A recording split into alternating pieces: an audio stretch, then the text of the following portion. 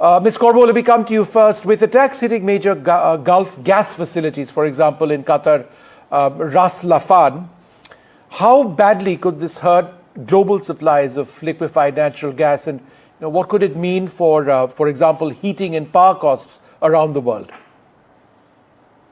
This is very significant because we have about 20% of the world global LNG flows which are going through the Strait of Hormuz. So this is already impacting gas prices all over the world, in particular in Asia, but also in Europe.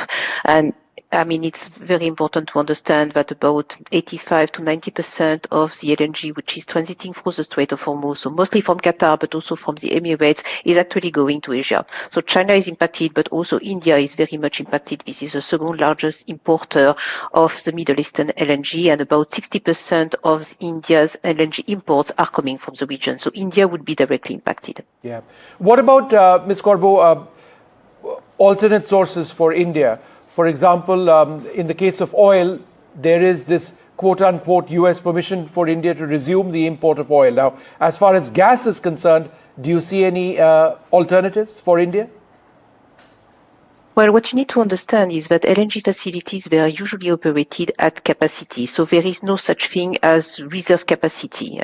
However, it's worth noting that we have seen new facilities coming online in Canada, in the United States. So this is bringing additional LNG to the market, but at a relatively slow pace. So we were expecting in 2026 to have about 40 BCM additional LNG coming to the market. What we have lost, if I am taking into account the LNG from the Middle East, which is transiting through the Strait of Hormuz, and the Israeli gas that you mentioned coming from Leviathan, is 120 BCM. So the numbers are totally different, but these are annual numbers. Okay. So, I mean, we do hope that the situation is going to be solved before. When it comes to sanction LNG from Russia, there is a little bit of LNG, but this is very, very marginal. And actually, most of the LNG is coming to China. China is very much impacted by the crisis, even more than India. So probably China will want to keep these cargoes for itself.